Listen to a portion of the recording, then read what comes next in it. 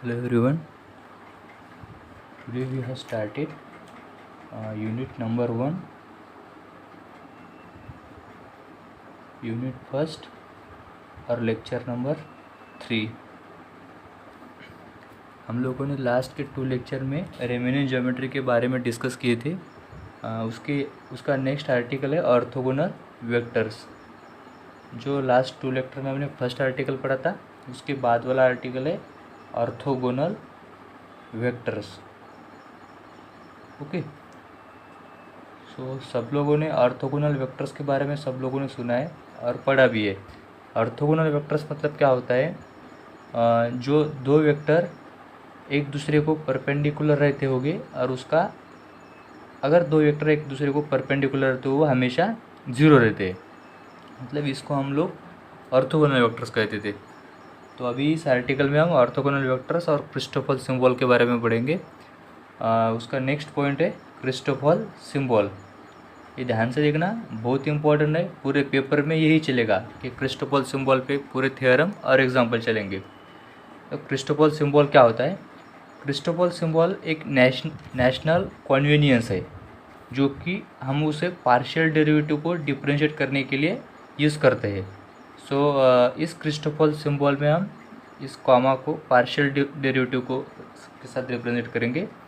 Suppose हमने एक example लिया GMN, comma means partial derivative. Okay, so GMN partial derivative with respect to P means is equals to, हम इसे इस तरह से लिख सकते हैं।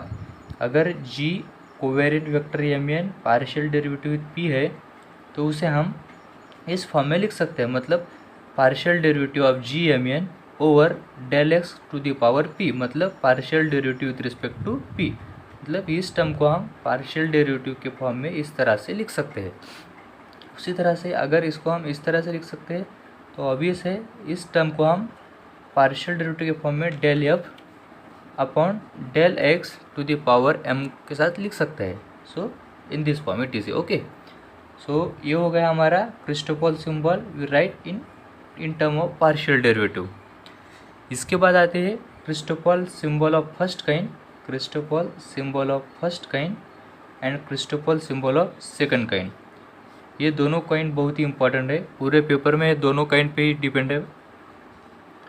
So Christoffel symbol of first kind क्या कहता है? So we define MN partial derivative with respect to R।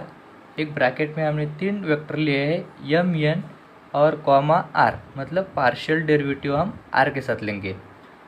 तो इस ब्रैकेट को हम किस तरह से लिखेंगे? सपोज आई टेक 1/2, उसके बाद G, अब हम M R को लेंगे, उसका डिफरेंशिएट करेंगे N के साथ, बाद में N R को लेंगे, उसका पार्शियल डेरिवेटिव करेंगे M के साथ, और फिर M N को लेंगे, उसका पार्शियल डिफरेंशिएट करेंगे R के साथ।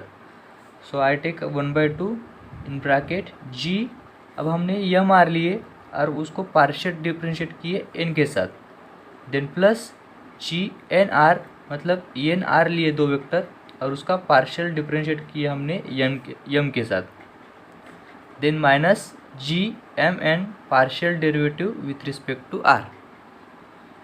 ये जो पूरा इक्वेशन है, ये पूरा इक्वेशन आप लोगों को अच्छे से याद रखना है, क्योंकि पूरा पेपर ये फर्स्ट काइंड और सेकंड काइंड पे डिपेंड है।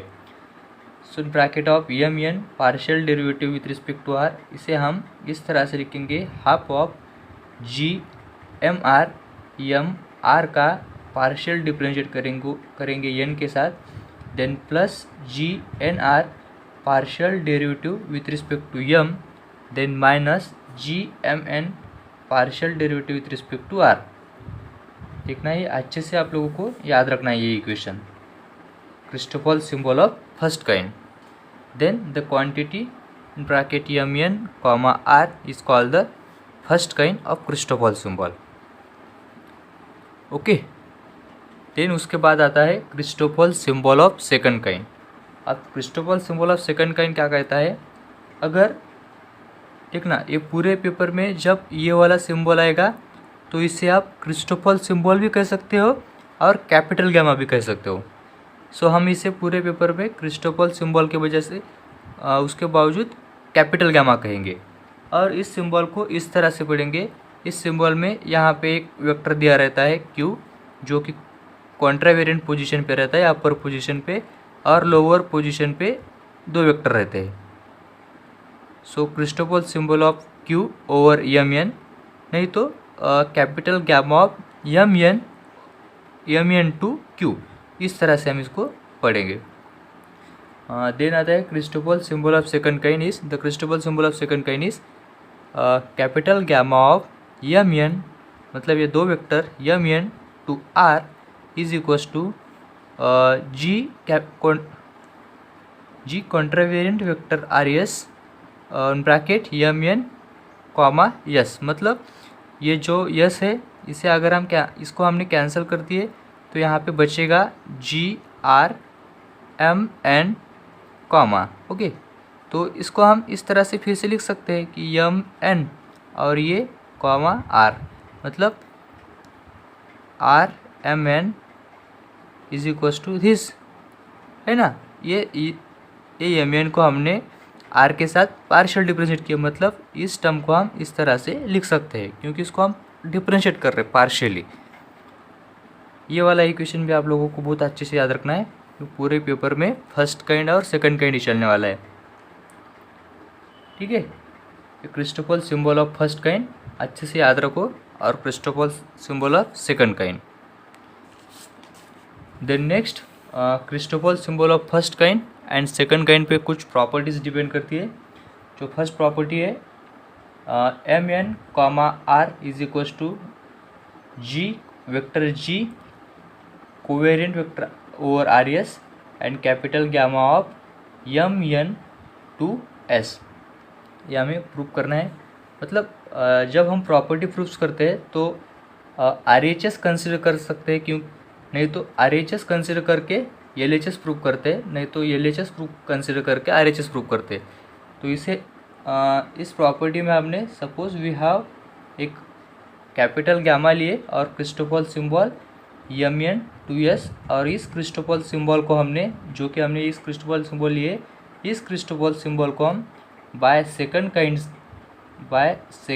Kind Christoffel symbol of second kind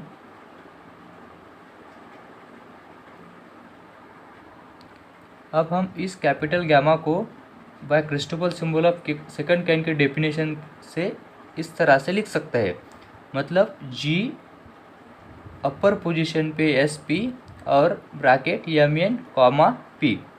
मतलब क्या होता है, ये जो अगर PP कैंसिल हो गए तो ये बचेगा यहाँ पे S और MN, मतलब ये वाली टर्म इस वाली टर्म के सेम है। मतलब हम ये इस तरह से लिख सकते हैं, मतलब bye second kind of Christoffel symbol. अब हम इन दोनों टर्म को कोवेरिएंट वेक्टर GRS के साथ मल्टीप्लाई करेंगे। So GRS capital gamma of MN to S is equals to GRS और GSP एज इट इज़, दोनों टर्म को हम GRS के साथ मल्टीप्लाई किए। देन उसके बाद बाय कॉन्ट्रावेरिएंट टेंसर की प्रॉपर्टी थी, अगर G लोअर पोजीशन पे RS और G अपर पोजीशन पे SP है तो ये S रिमूव होके हम इसे डेल्टा ऑफ P और R इस तरह से लिखते थे, एंड ये वाली बची हुई same MN comma P। Then उसके बाद इस डेल्टा को अगर हम रिमूव करते हैं तो ये PP कैंसिल हो जाएगा और इन ब्रैकेट MN कॉमा R यहाँ पे आ जाएगा। मतलब ये फाइनल मिला हमको, मतलब हमने कंसीडर ये किए थे और प्रूफ ये किए। ओके, मतलब कंसीडर हमने राइट हैंड साइड की थी और प्रूफ लेफ्ट हैंड साइड हुई। मतलब GRS capital gamma of S over S to MN is equals to MN। ये फर्स्ट प्रॉपर्टी प्रूफ हो गई।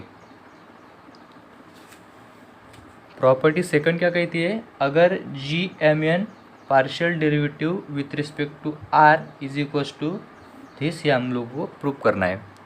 तो हमने पहले RHS कंसिडर किए कि MR comma N plus NR comma M is equals to, अब हमने इस टर्म को by first kind of Christoffel symbol मतलब इन दोनों टर्म को हमने first Christoffel symbol of first kind apply किए, तो इस टर्म को हम इस तरह से लिख सकते हैं by Christoffel symbol of first kind, half of G M N partial derivative with respect to R, G M N partial derivative with respect to R first term, then next term is R N partial derivative, R N partial derivative with respect to M, इस तरह से लिखे। Then इस third term is minus G M R partial derivative with respect to N, ये वाली term. Okay, then next इस term को अब हमने again by Christoffel symbol of first kind इस पर अप्लाई करेंगे, तो half of G N M comma R plus G R M comma N, then again minus G N R comma M. अब इस तीन टर्म में से माइनस कब लेंगे हम? जब दोनों वेक्टर हम यहाँ से उठाते हैं और पार्शियल डिफरेंशिएट करते हैं उसका n के साथ, तब ये वाली टर्म थर्ड वाली टर्म आती है, मतलब माइनस वाली टर्म आती है। इसी इक्वेशंस में जब हम दोनों वेक्टर का डिफरेंशिएट करते हैं n के साथ, मतलब ये वाली थर्ड वाली टर्म आती है, माइनस वाली टर्म। देखो जिस तरह से हमने M N partial derivative with R, जब इसका हम Christoffel symbol of first kind लिखेंगे तो इस तरह से आता है G M R partial derivative with respect to N. देखो एम आर के साथ लिया हमने और एन को उसको पार्शियल डिफरेंशिएट किए, एम आर को हमने एन के साथ पार्शियल डिफरेंशिएट किया, मतलब ये टर्म पॉजिटिव आएगी। Then again ji N are का हमने पार्शियल डिफरेंशिएट लिया एम के साथ। देन जब हम ये दोनों वेक्टर एज इट इज उठाते हैं यहाँ से जी एम एन, तब ये थर्ड वाली टर्म माइनस आएगी। ओके, इसी तरह से इन दोनों इक्वेशंस में हमने थर्ड वाली टर्म, जब ये दोनों वेक्टर लिए सेम, तब वो टर्म माइनस आएगी। और अब हमने इसका कैलकुलेशन किए तो दो टर्म कैंसिल हो जाएगी, मतलब G M N R plus half of G N M comma R बचेगा, so half plus half that is G M N comma R, मतलब ये दोनों वेक्टर हमने कंसिडर किए थे, ये प्रूव किए।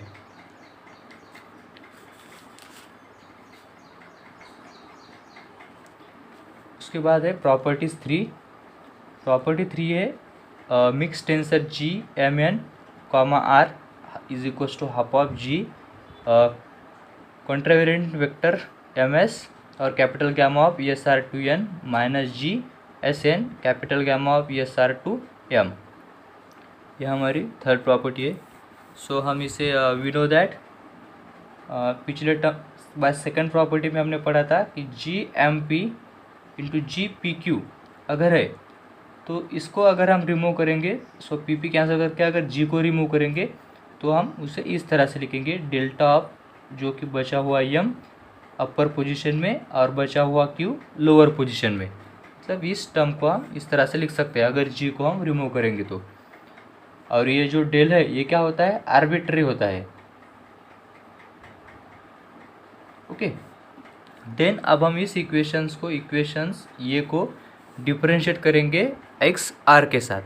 जब हम इसको डिफरेंशिएट करेंगे एक्स आर के साथ तो दो टर्म है, मतलब यहाँ पे हम लोग प्रोडक्ट रूल अप्लाई करेंगे। So G M P partial derivative with respect to R और G P Q as it is plus अब जी एम पी को हम एज इट इज़ रखेंगे और जी पी यू का पार्शियल डेरिवेटिव लेंगे are के साथ। ओके, तो यहाँ पे हमने प्रोडक्ट रूल अप्लाई किया और ये आर्बिट्री में, और आर्बिट्री टर्म का डेरिवेटिव ऑलवेज 0 आता है। सो अब इस टर्म में हम मल्टीप्लाई किए जी क्यू एन दोनों टर्म में एंड समिंग ओवर क्यू के साथ उसको समिंग करके उसका सम लेके क्यू के साथ हमने लिखा G M P comma R और जी क्यू एन जो कि हमने मल्टीप्लाई की इस टर्म को, then plus G M P ये टर्म एज इट इज़ और इस टर्म को हमने जी क्यू एन के साथ मल्टीप्लाई की। ओके,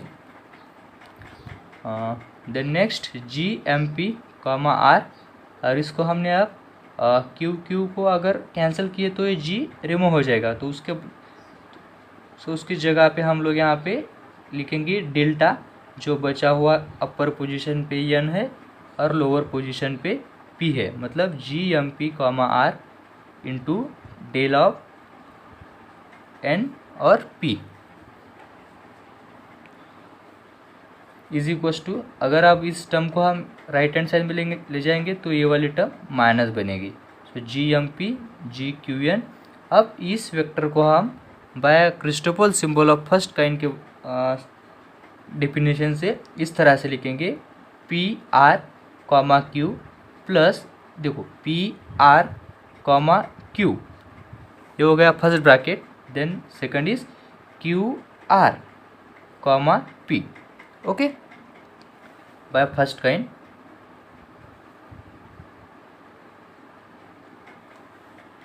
देन ये जो डेल्टा है ये रिमूव हो जाएगा, होके 1 हो जाएगा। सो डेल्टा, ये डेल्टा हमने पिछले स्टेप में पढ़ा था, जब डेल्टा रहेगा और दोनों वेक्टर डिफरेंट रहते हैं तो उसकी वैल्यू 1 आ जाती है। सो जी अपर पोजीशन पे M N comma R is equal to minus G M P, इस टर्म को हमने दोनों तरफ से मल्टीप्लाई, दोनों टर्म में मल्टीप्लाई कर दिया। So G Q N as it is हो जाएगा, ओके, यहाँ पे प्लस आएगा प्लस, देन इस दोनों टर्म को अगर हमने मल्टीप्लाई कर दिए तो माइनस जी एम पी ये एज इट इज आ जाएगा। और ये देखो ये by Christoffel symbol of second kind, अगर यहाँ पे हम अप्लाई करते हैं तो इससे हम इस तरह से लिख सकते हैं, देखना ये पी आर ये लोअर पोजीशन पे आ जाएगा और यहाँ पे अपर पोजीशन पे एन आ जाएगा, और ये क्यू जो है ये कैंसिल होके यहाँ पे एन बचेगा, मतलब capital gamma of P R to N, okay, आ गया ये। उसके बाद इस टर्म को हम इस तरह से लिखेंगे, क्यू आर लोअर पोजीशन पे और ये अपर पोजीशन पे आ जाएगा। हाँ, ये इसको भी हम जब यहाँ पे मल्टीप्लाई करेंगे तो ये पी पी कैंसिल हो जाएगा और क्यू भी कैंसिल हो जाएगा, तो यहाँ पे यम बचेगा सिर्फ।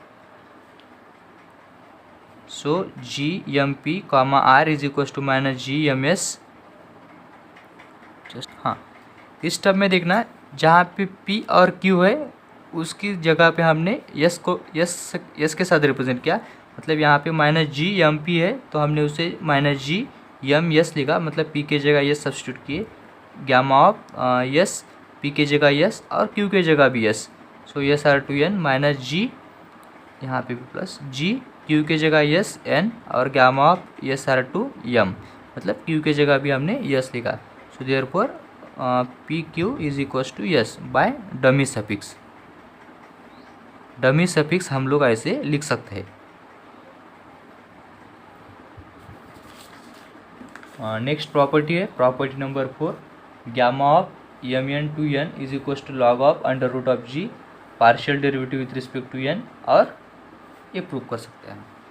सो ओके, प्रूफ में है बाय कॉन्जुगेट मैट्रिक टेंसर। हमने इसी यूनिट में कॉन्जुगेट मैट्रिक टेंसर की डेफिनेशन पढ़ी थी, G M N is equal to delta M N upon G, okay. अब हम इस जी को इस तरह से अगर मल्टीप्लाई कर देंगे तो ये टर्म आ जाएगी। So G into G M N into delta to the power M, capital delta का ये क्या। सो वी नो दैट इसी कॉन्जुगेट मैट्रिक टेंसर में हमने पढ़ा था del G upon partial derivative with respect to N. So partial derivative of del G upon partial derivative with respect to N X N है, तो उसे हम लिख सकते हैं cofactor of G M P in G, मतलब और multiply में del G M P upon del X to the power N.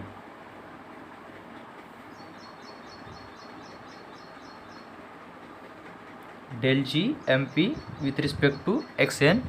So cofactor of G M P in G, मतलब cofactor of G M P in G मतलब ये वाली term delta M P, यहाँ पे N के जगह क्या आ जाएगा पी, क्योंकि यहाँ पे क्या दिया हुआ है cofactor of G M P. So delta of M P in G, okay. और ये वाली टर्म एज इट इज़, ये वाली टर्म आपको समझी क्या, ये वाली term by conjugate metric tensor के डेफिनेशन से लिया हमने, by definition of conjugate metric tensor. Okay, उस डेफिनेशन से लिखा हमने, अगर कोफैक्टर होगा GMP का इन G के साथ, इन G में, तो हम उसे कैपिटल डेल्टा ऑफ MP लिख सकते हैं और ये वाली टर्म एज इट इज़ आ जाएगी। अब यहाँ पे डेल्टा MP है तो उसके डेल्टा MP के जगह हम लोग इस इक्वेशंस को रिप्लेस करेंगे। अगर डेल्टा MP की जगह हम इसको G इंटू GMP लिखेंगे, यहाँ पे N है मगर यहाँ पे P आया हुआ है, तो हम इसे डेल्टा MP के फॉर्म में लिख सकते हैं। सो G into GMP। Okay, so capital delta MP की जगह हमने ये रिप्लेस किए बाय इक्वेशंस ये, देन G इंटू GMP। अब इस इक्वेशंस को हमने क्रिस्टोफल सिंबल के फॉर्म में लिखे, मतलब एक्चुअली डेल GMP है, मतलब उसका उसने पार्शियल डिफरेंशिएट किया है, मतलब ये यम N का पार्शियल डेरिवेटिव लिए P के साथ। देखो यम और N का पार्शियल डेरिवेटिव लिए P के साथ। ओके, फर्स्ट टर्म है। देन P N का पार्शियल डेरिवेटिव लिए M के साथ, P N का पार्शियल डेरिवेटिव लिए M के साथ, सेकंड टर्म है। अब इस टर्म को दोनों तरफ, ये जो G है ये इस तरह से मल्टीप्लाई करती है तो 1/G आ जाएगा और ये term as it is. Then GMP, दोनों टर्म को सेपरेटली मल्टीप्लाई कर दिया हमने, और इस टर्म से हम by Christoffel symbol of second kind के डेफिनेशन से इसे हम इस तरह से लिख सकते हैं। सो PP कैंसिल हो जाएगा, तो capital gamma of Christoffel symbol of M to M और प्लस P टू P, मतलब P के जगह M रिप्लेस किए और M के जगह P रिप्लेस किए। सो जब हम P के जगह M रिप्लेस करते हैं और P के जगह M के जगह P रिप्लेस करते हैं तो सेम आ जाएगी term. So 1 + 1 that is 2 times this gamma. So ये जो 2 है इसको हम फिर से इस तरह से इस तरफ मल्टीप्लाई कर देंगे तो 1/2G, मतलब ये वाली टर्म इज इक्वल्स टू ये वाली टर्म आ जाएगी। जब ये वाली टर्म आ जाएगी तो इस टर्म को हम log of mod half of G over N लिख सकते हैं। इस टर्म को हम ये लिख सकते हैं, मतलब ये प्रूफ हो गया है, हेंस प्रूफ।